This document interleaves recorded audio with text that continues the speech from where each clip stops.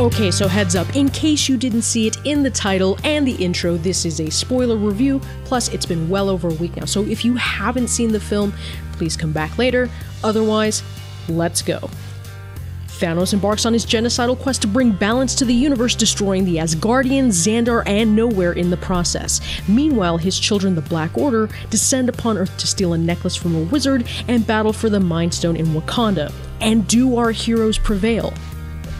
Absolutely not, and that's one of the reasons why I love this movie. They had the guts to do it. It's heart-wrenching, impactful, and an incredible accomplishment.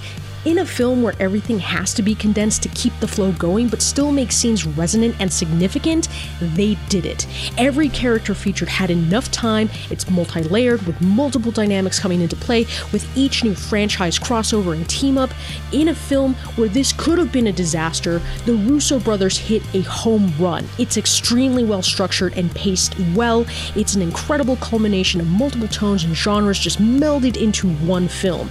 This is now one of the best Marvel movies within the pantheon of Marvel films. Plus, I love the transitions, like when Cap shows up and you hear the Avengers theme, or we switch to the Guardians and 70s rock starts playing, or when Cap says that he knows a guy and Black Panther's theme plays. It just ignited this thunderous applause within the theater because we're invested and connected and we know which character's about to make an appearance on screen. Let's talk about Thanos, because this is really his movie. Thanos' brute force is just daunting. He easily plows through the Hulk, cripples Tony, is just a juggernaut against the Avengers on Earth. It's crazy. But more unsettling was Thanos' conviction that he is the hero of the piece, the savior of the universe. It's what makes this character disturbing. He is so fundamentally sure that genocide is the solution and salvation that the universe requires that he will kill and sacrifice anything that gets in his path. It's why when Peter Quill decides to shoot Gamora to save the universe, in effect, Thanos says, I like him, because even though they have totally different moral codes, Thanos saw himself in Quill for a minute, in sacrificing what he loves to save the universe, and that's precisely what Thanos does to get the Soul Stone later on. This movie was so incredibly well written because it has so many parallels and tie-ins and juxtapositions that it gives more depth that while this is a blockbuster movie, you can't write this one off as just a popcorn flick. This movie is effective. By the by, in a film about relationships, can we just ship Drax and Mantis right now? Let's talk about the climax. Most of the deaths didn't affect me because we already know that they have sequels on the way. Plus, most people are arguing that anyone killed prior to Thanos snapping his fingers is a real death. But come on. Vision was killed before then, and Thanos just needed to use the Time Stone to bring him back and then kill him. So these deaths are obviously not permanent, but the one death that was emotionally gripping was Spider-Man's death, and that's 100% attributed to the acting chops of Tom Holland, which evidently was completely improvised by Holland, and it's so impactful because it makes you remember that this is supposed to be a 16-year-old kid. It's that feeling that you got where your heart hurts in Spider-Man Homecoming, where he's trapped and just screaming for help. I had the same feeling here, and you know that most of the audience felt the same heartbreak because there were audible gasps for all the other characters, but with Spider-Man, it was complete silence. With the exception of a child or two crying, of course, but let's talk about the post-credits scene.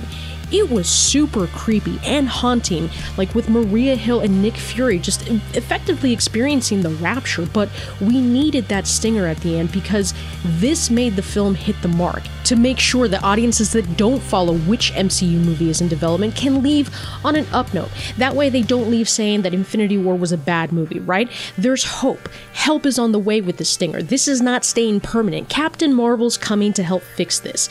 That helped Marvel stick the landing. But because of the emotional heft and intensity, I think we did need the trademark Marvel humor to just lift the weight at times before it became too gloomy. Plus, my favorite lines were the stealing a necklace from a wizard bit and Thor's "Oh Sweet Rabbit" line. I know you laughed at that part too. And for the record, Peter Quill is totally a jackass, but as Doctor Strange says, it was the only way. So I'm confident that in Strange's vision, where the Avengers won, Peter had to have this emotional outburst. But let's transition to the bad for a bit. The biggest issue that I had with this movie, unfortunately, is most everything having to do with Eltree.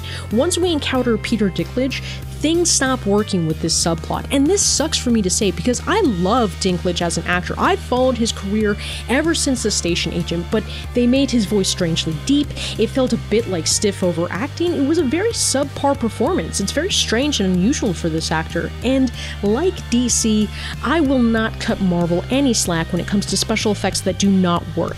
When Mark Ruffalo is in the Hulkbuster suit and his face is revealed, it looks like Ruffalo's head is disconnected and floating above it. There are also a couple of shots with Tony on Titan where the suit does not look right in terms of like dimensions, but that's a gripe on 2% of the film, because the rest of the 98% is astounding. The artistry involved with the vast majority of this film is magnificent. There are certain scenes in this movie that are just gorgeous to look at.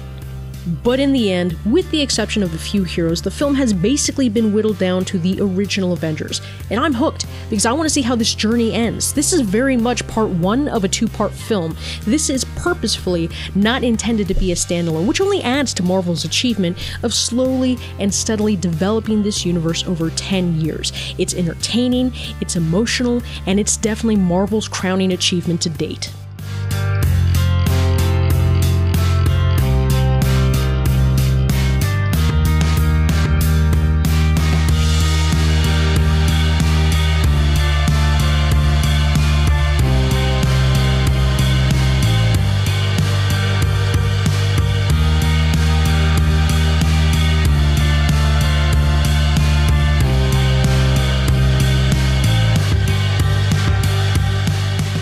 Remember, please subscribe so that you're notified in your newsfeed when the next video is uploaded. Please remember to give this video a like and share it about and help support this channel through Patreon and using any of the affiliate links in the description below. You people are awesome, as always. And thanks for watching.